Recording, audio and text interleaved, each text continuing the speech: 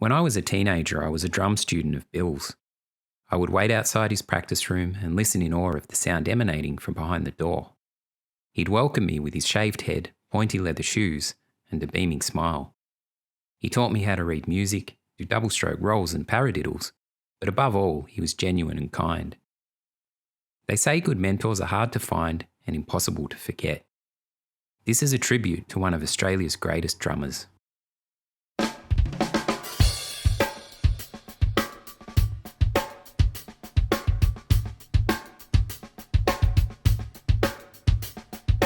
He was a very resilient kid like you. I can remember punishing him and telling him to go outside and thinking, oh, he'll want to come in. No, he found something to do outside. You know, he was always playing tricks and stuff and always a little bit of a clown. Bill came to me for lessons when he was 13.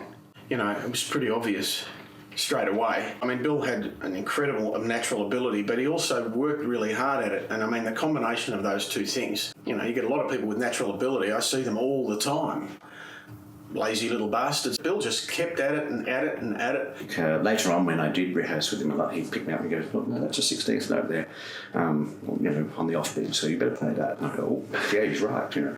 And we hit it off straight away with our love for football. And so we organised then and there that perhaps we should have a kick of the footy every now and again. But our passion for life and for music then took over the conversation from football. But we actually talked him into giving up music and going and doing law. Anyway, so he did. He went to Melbourne Uni and did study law. He did it for us, I'm sure. But music was at his heart, really. That's right. Yeah, he had a bit of a meltdown with the law and said, right, I want to be a musician. Just threw the law out the window. Expectations of oneself. You know, like Bill had that, like, a very high level of that. As a teacher, and I mean, you were his student, so, I mean, I was his student in a way because I used to look at the things he'd do and lock it away and go, okay, better go home and work on some of that. I can remember how good he was with little kids. I know that they loved him and he was very, very patient and gentle with them. We were just walking through the park this time and just a car broken down. Here's a guy under his car. And Bill just said, "Mum, hold Ben." And he went straight across and said, you know, is there anything I can do to help you? You know, people don't do that. People say, oh, bad luck and keep walking. But no, he would do that. He was a very kind person.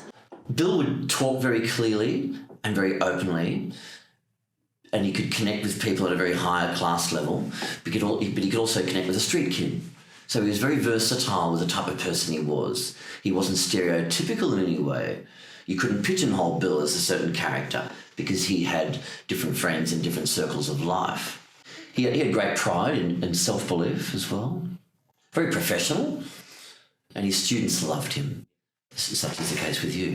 I wanted everybody to meet Bill because he was just such a likeable guy.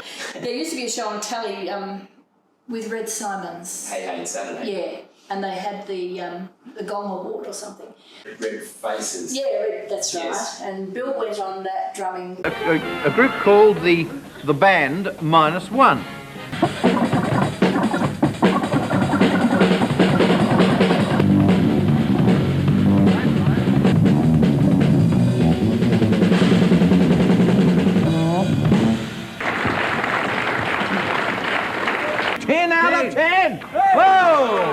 He joined a rock band called Talk That Walk, and he toured with that band for about a year. It's a group called Talk That Walk, and here they are now with Surface Tension.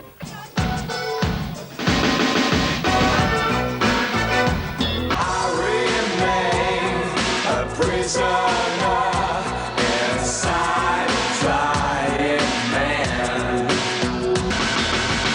And when he came back, he felt that his playing had the finer points of his technique and his coordination had dropped off somewhat because all he was doing was sitting there just knocking out rock beats. And then I think he started really practicing again. That's when he really started playing some amazing things. Stuff. I was always fascinated that he used to book a rehearsal studio 3 times a week to just practice. And I thought, for a drummer, that's just dedication. And he used to drive down with his drum kit. He'd leave it there for 3 days, and he'd go in at 9 o'clock in the morning and set up metronomes and drum loops, and away he'd go. As a drummer, he just had impeccable time and great groove and definition. We like to ride the wave of emotion in music together. You know, listen to this. What's the composer trying to say here? It's a real outpouring of grief, or it's jubilance, or it's melancholic, or we used to try and reconstruct in the English language what was being said. Well, he was just fabulous on the piano. I got a letter from his neighbour who said that her and her husband used to go to bed of a night at a time, and all they'd hear was this classical music, and she said it was the most beautiful music, she just loved it.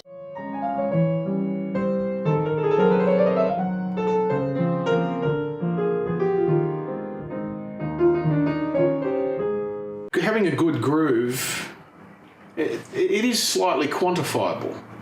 You know, you've got to keep steady time. You've got to have a good sound, the way you hit the instrument. Musical appropriateness, you know, you're playing the right thing for the right song, you know. There's a lot of things that are, you know, you can actually quantify, but then there's the indefinable thing about what makes one really good drummer different from another really good drummer. I knew that there were demons, but none of us knew how bad it was. The demons never surfaced. You never saw them. Nobody had an idea, really. I first became aware of it when I went to meet him on the Friday, and 4 o'clock came, he wasn't there. Then my mind started to tick away that he'd been pretty down, he'd been pretty upset, and he'd been lonely and this and that and the other. And I started to fear that perhaps he'd taken his own life. I remember going to bed that night thinking, something's terribly wrong here. I remember thinking, Bill's gone. Bill's gone.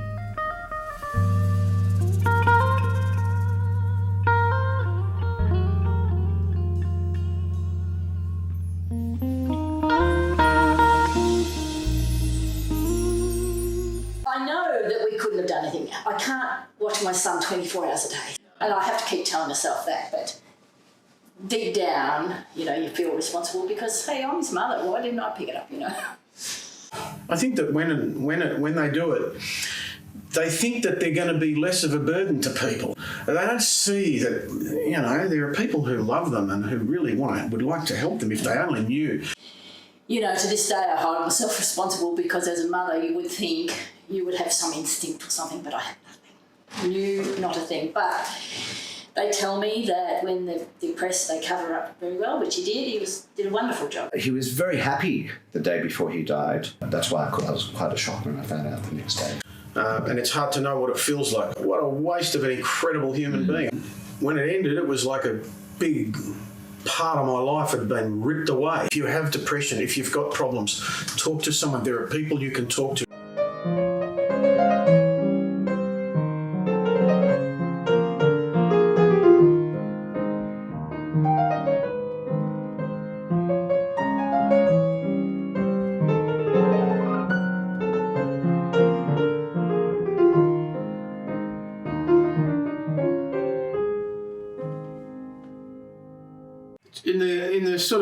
In the years after his passing, you know, I had a few dreams, you know, which come up. They're a bit upsetting in a way because when you come out of it, you know it's just a dream. He's not really there. But it was funny. It was in a supermarket, of all places, and even though he was there in the dream, I was saying, "Why did you do it?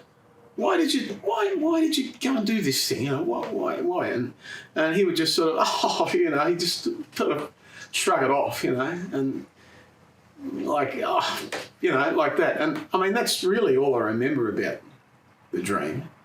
But I had a few of them where he was there. He was very happy in the dream. It wasn't a really strong message dream. It was, in hindsight, it was a very strong, I'm okay, you'll be okay.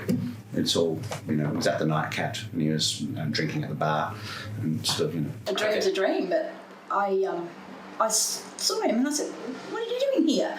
He said, I'm just shopping. I said, well, why don't you come home? He said, I can't, Mum. I just can't come home. You know, but he was in supermarket shopping. I mean, that's all it was.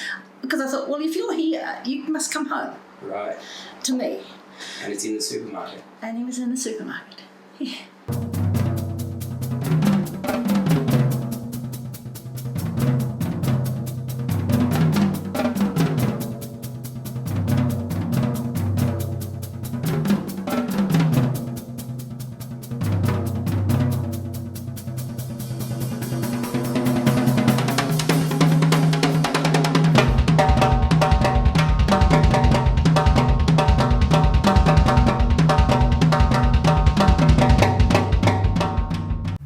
I remember one day he was in his studio at Hyde's, and I heard this amazing stuff going on. Like he had this hi-hat pattern. It's like he had this open-close hi-hat pattern. This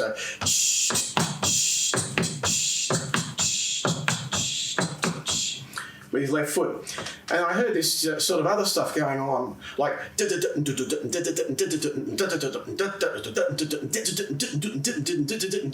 you know, around the toms and everything like that. And I'm thinking, oh, gee, that sounds. And I opened the door, and there he was with his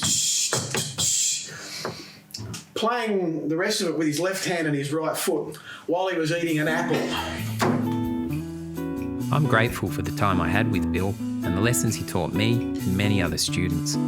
After his passing, one of his bands, the Grand Wazoo, played a tribute show for him at the Rainbow Hotel in Fitzroy.